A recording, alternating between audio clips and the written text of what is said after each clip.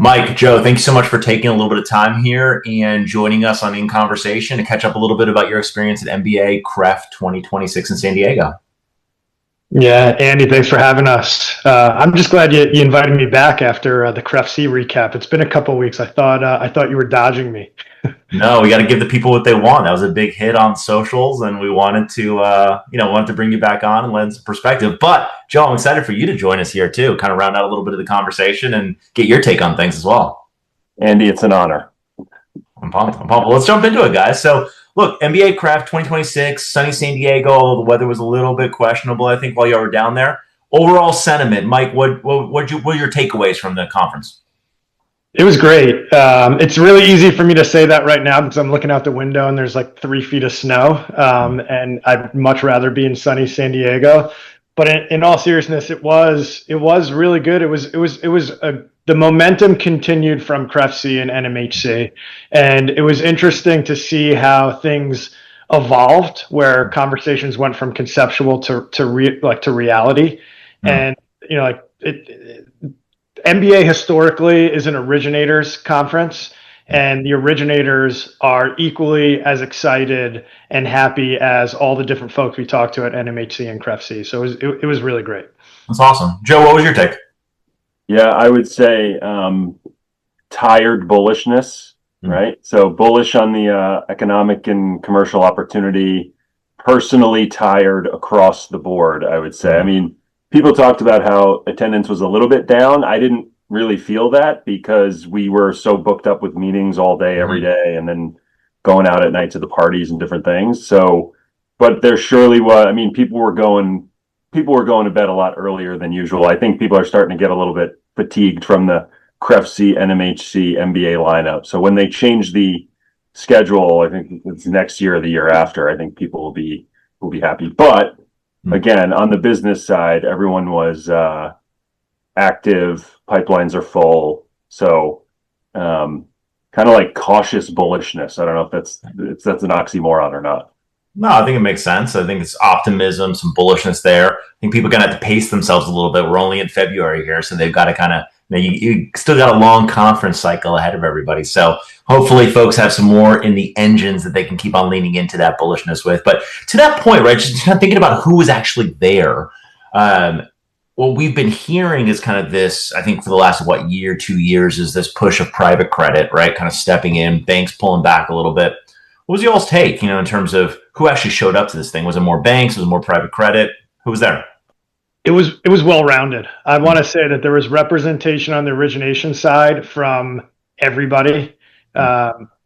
Historically, it's a lot of debt funds and mortgage bankers and obviously lots of brokers. The life insurance folks always have a decent representation.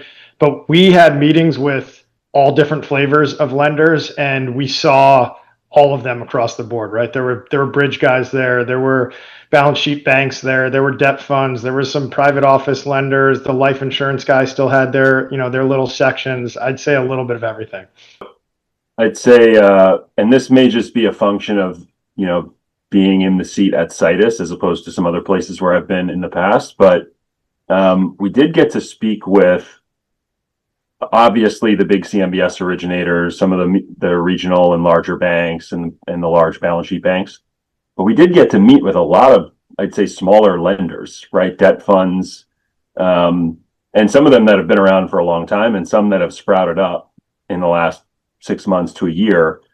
And it just reminds me that commercial real estate in general, I think, is a long tail market on the brokerage side, on the equity side, and on the lender side.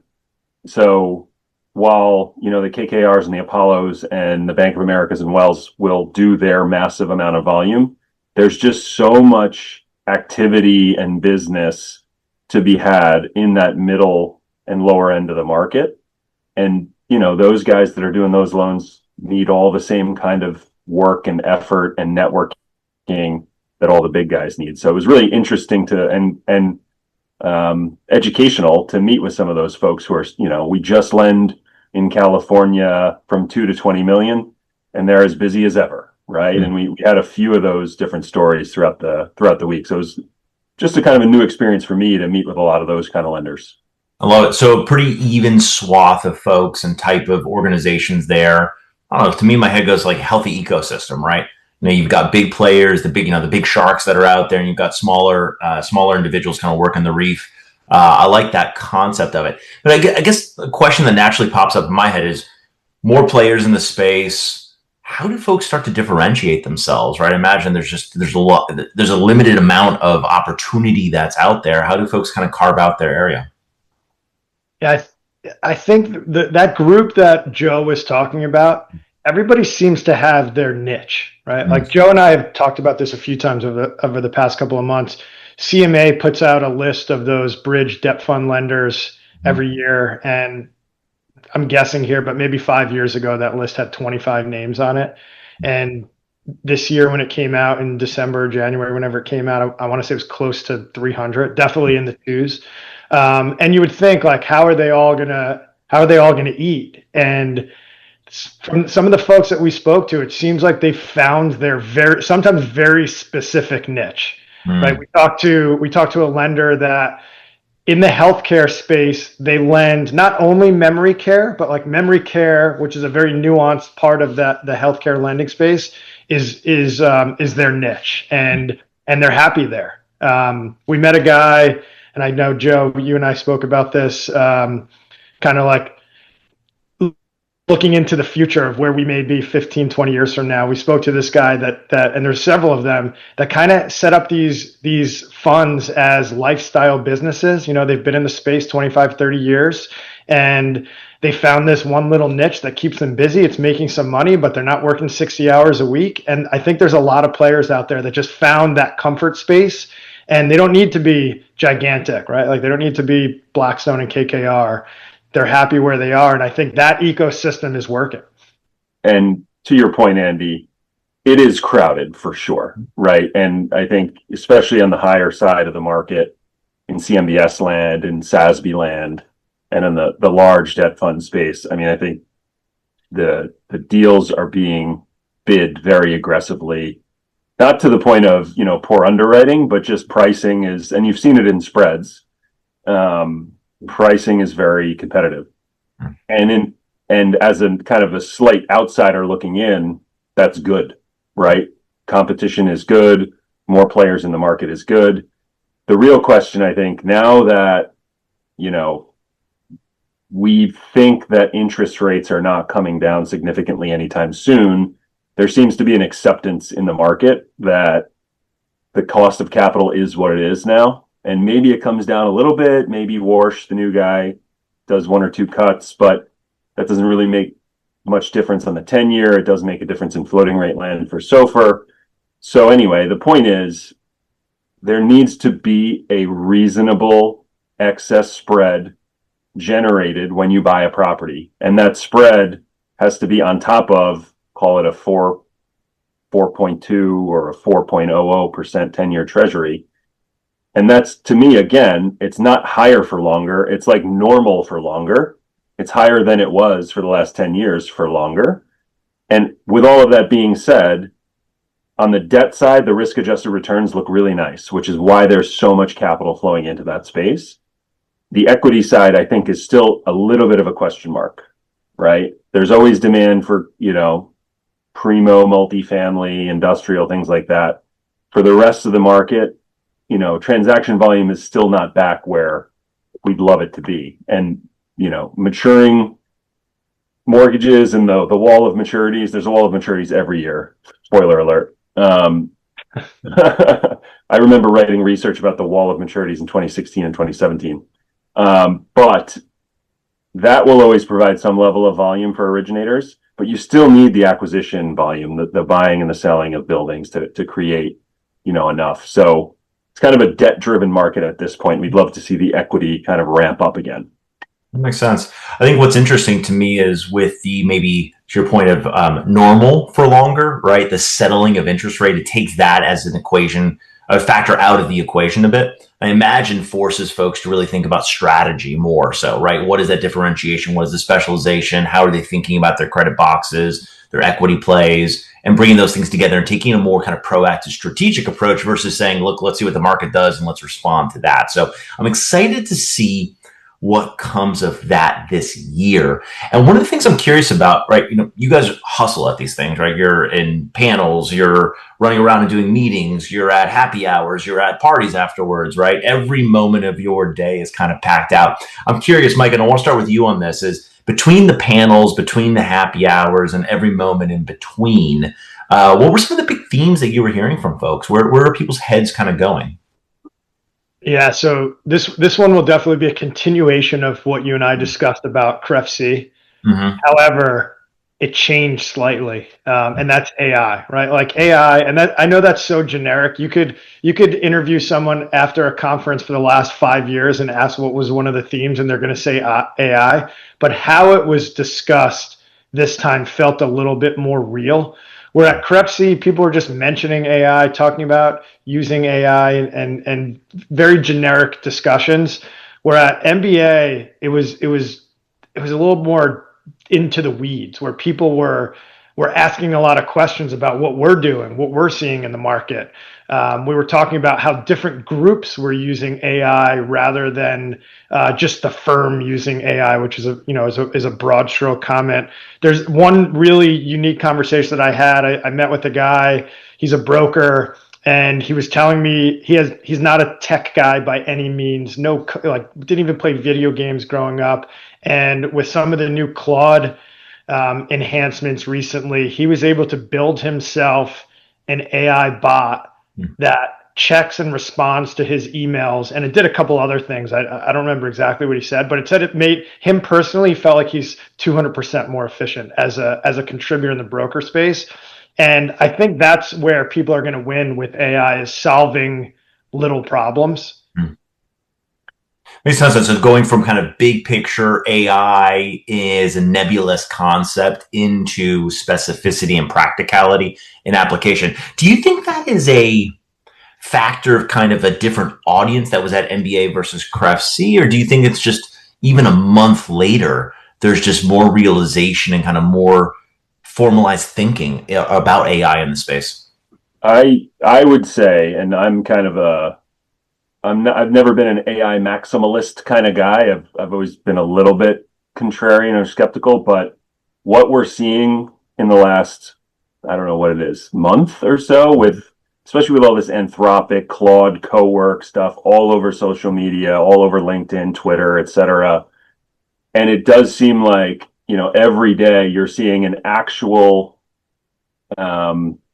broker or an actual originator or an actual somebody, not just a tech guy, but somebody who's in the business saying, holy moly, I played with this thing over the weekend and I came up with this, and here it is. And it's something real. So now look, we got a long way to go. There's a lot of compliance worries and concerns and that kind of stuff. But 3, 2, and 1 year ago, it felt like most firms, the CEO said, we have to use AI, and it just got pushed down.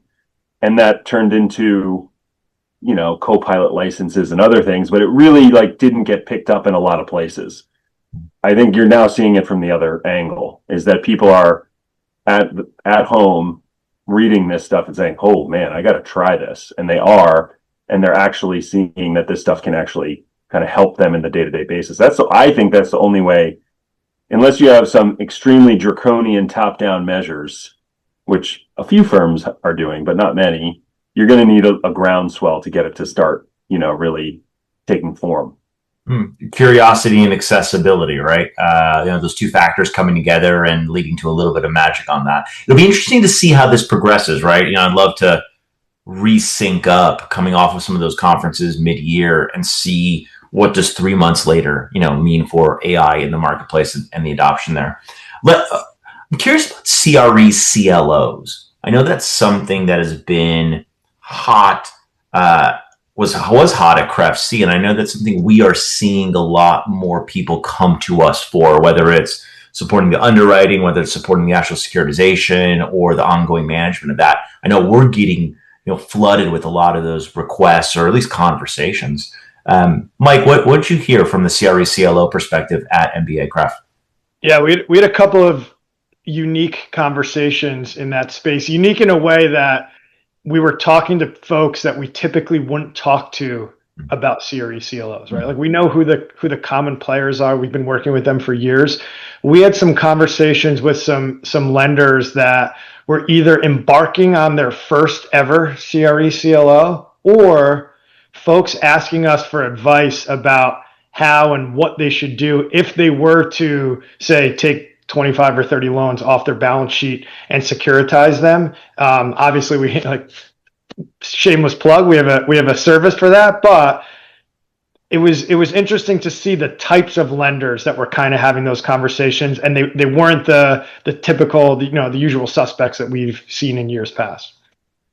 Yeah, I think we'll continue to see that for the next 12 to 18 months, unless the capital market side of things changes. But the demand side for that kind of floating rate commercial real estate exposure right now is very strong. And we've seen these ebbs and flows over the last 3, 4, 5 years as the CRE CLO market has grown and matured.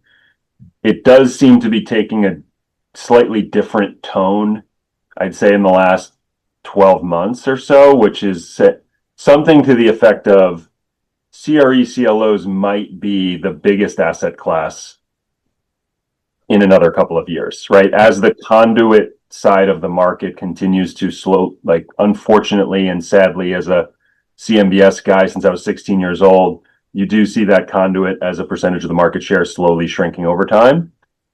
But the CRE CLO structure, the flexibility of it, the floating rate nature of it, at least for now, is still very much in vogue. So, but I say that now, and then, spreads widen out in 6 or 12 months, and then people go back to their warehouse lines, and it can go back and forth. But it would be interesting if the CRE CLO structure became kind of the go-to structure for securitization in the future. But that being said, one of the other themes is we did speak to, I don't know, 3 or 4 new shops that were starting CMBS origination groups, and that's not going anywhere either, right? Like there's some excitement in that space, and a few of the lenders were lenders that I never thought would enter that space. It might be a little bit of reshuffling of the deck chairs, but it was good to hear. Well, there's at least one, or probably more, kind of partnerships sprouting up in the market too, where the investment banks are working with some of the debt funds to say, all right, you guys are doing your bridge loans, but while you're out there, if you can find some, 5-year fixed rate, more stabilized assets and originate those loans, we can put them on our shelf and get them out the door. Just kind of a programmatic kind of feeder system. So that's another angle that could grow, because most of the debt funds are focused on that bridge floating rate, and they have all these origination folks, they have all the connections in the market. So if they wanted to add another, product on their shelf, no pun intended, if they have a simple exit to the CMBS market, then, you could see it kind of come back a little bit. I'd love to see conduit, get back up to 80, 90, 100 billion a year. I just don't know if that's possible. I like the idea of optionality, and it feels like that's a bit of a theme, right? And diversification, right? More players in the market, more different types of players coming in. Some of the established players looking for alternative ways to add value into the market, into their own books. It'll be interesting to see, right, as capital continues to get injected into this space, to really see how people get creative, whether it's creative within their debt boxes, credit boxes, whether it's more creative in terms of the products that they're chasing, or creative in terms of the technology that they're bringing. I think it's exciting times. It'll be fun to see how this progresses. Andy, let me throw one more curveball at you. Hit me. And this might be not so much MBA related, but I would say that the rumblings had started already a few weeks ago in the broader private credit space under some strain. But most of that strain is in the kind of corporate lending, the private credit side that are lending to corporations. That is something to watch out for. But if I'm putting my optimist hat on, the commercial real estate side is quite strong still. The collateral is strong. The fundamental performance of the collateral is strong, and the leverage points, the coverage ratios, the covenants, the underwriting, all of it has been solid for the last several years. So you might see a benefit to CRE where folks still want to be in the private, fixed income or lending space. Maybe you see a little bit of a rotation, just a little bit, out of the generic private credit space and more into the CRE space. I don't know. That's my optimist hat. I could very well be wrong. I think it makes sense, though, right? I think we've seen a lot of newer entrants into the commercial space the last couple of years. That whole flow of kind of these asset managers getting more active in CRE lending. We've seen that as a theme. We've seen that private credit space expand in CRE, and I think folks are chasing a little bit of protection, chasing that yield on there. And I think those firms that are diversified and can offset maybe some tension or some challenges in one area with something strong and stable like CRE, I think makes a ton of sense. So it'll be interesting to see how that plays out, but that tracks with me.